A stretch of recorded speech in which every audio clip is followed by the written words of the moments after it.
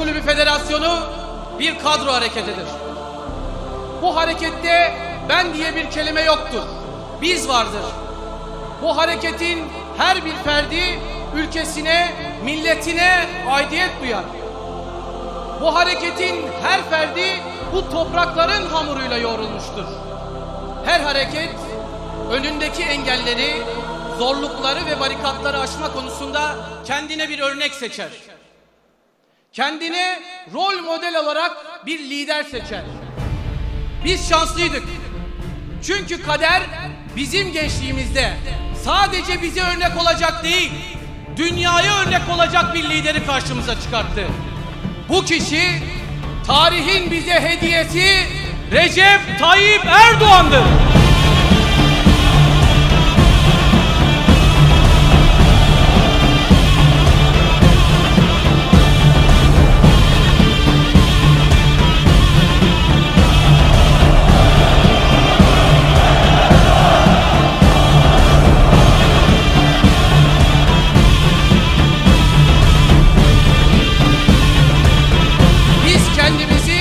Sayın Cumhurbaşkanımızın öğrencisi olarak kabul ediyoruz.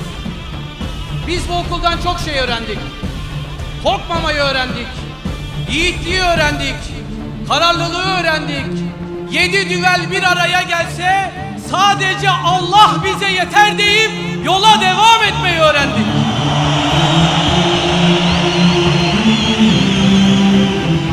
Dik durmayı sizden öğrendik Sayın Cumhurbaşkanım.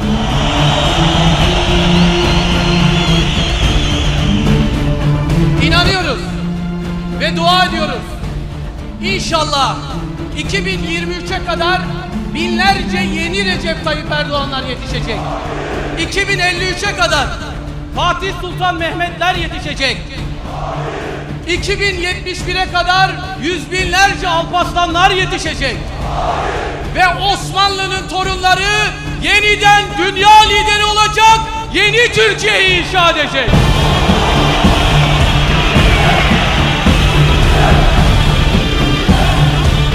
Bizim kitabımızda umutsuzluk yok.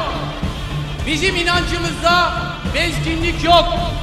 Biz inanıyorsak mutlak galibiz.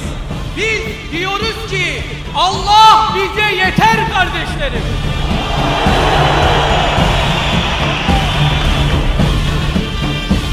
Saygıdeğer Cumhurbaşkanım, ülkemiz için birçok yeniliğe ve birçok esere imza attınız. Davos'ta ümmetin onurlu duruşunu siz sergilediniz. Yol medeniyettir dediniz. Ülkenin dört bir tarafına yollar götürdünüz. Üniversitesiz ilimiz kalmadı. Fakirin fukaranın yanında oldunuz. Sadece Türkiye değil, dünyanın dört bir yanına elinizi uzattınız. Dünyada zulümden kaçan her kişinin ümidi oldunuz. Ülkenizi, inancınızı, değerlerinizi her şeyin üstünde tuttunuz. Ülkenize ve mazlumlara ayırdığınız vakit dolayısıyla ailenizi, çocuklarınızı ihmal ettiniz. Kendinize vakit ayıramadınız. Siz bu fedakarlıkları yaparken büyüyen Türkiye'den korkan dış güçler, onların maşaları paralel yapı ve baronlar ile muhalefet el birliği yapıp her seçimde sizi yenmek için bir araya geldiler. Her türlü tezgahı, iftirayı size attılar. Güçleri yetmedi.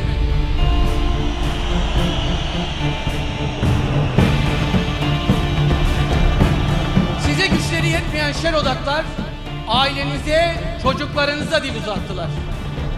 Yalan, iftira ve nefret dolu algı operasyonları başlattılar. Sayın Cumhurbaşkanım, itiraf ediyoruz ki bizler sizlere bu saldırılar yapılırken size karşı görevimizi yerine getiremedik. Sizin ümmeti ve dava kardeşlerinizi savunduğunuz gibi biz sizi savunamadık. Bu şer odaklarına karşı bir ruh duvarı oluşturmakta eksik kaldık. Borçluyuz size. Bundan sonra arkamızda daha dinamik bir gençlik göreceksiniz. Size ve ailenize uzanan her dile bundan sonra demokrasinin bize sağladığı güvenceler içinde hukuk dışına çıkmaksızın cevaplarını vereceğiz. toplum içinde, sosyal medyada sizi biz savunacağız.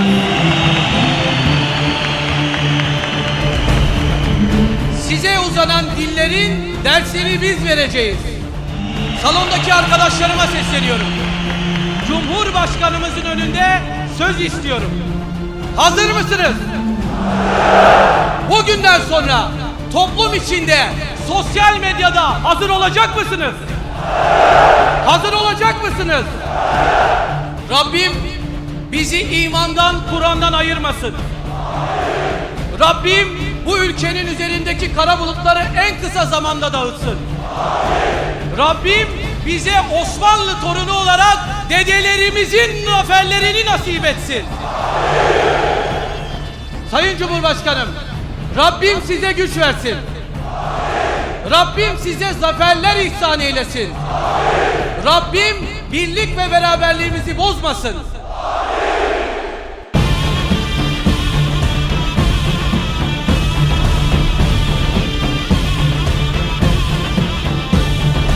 Gururluyum. Zira karşımda Selçuklu'nun, Osmanlı'nın torunlarını gördüğüm için gururluyum. Karşımda dinamik bir cumhuriyet neslini gördüğüm için gururluyum. Bu gençlik tarih yazacak.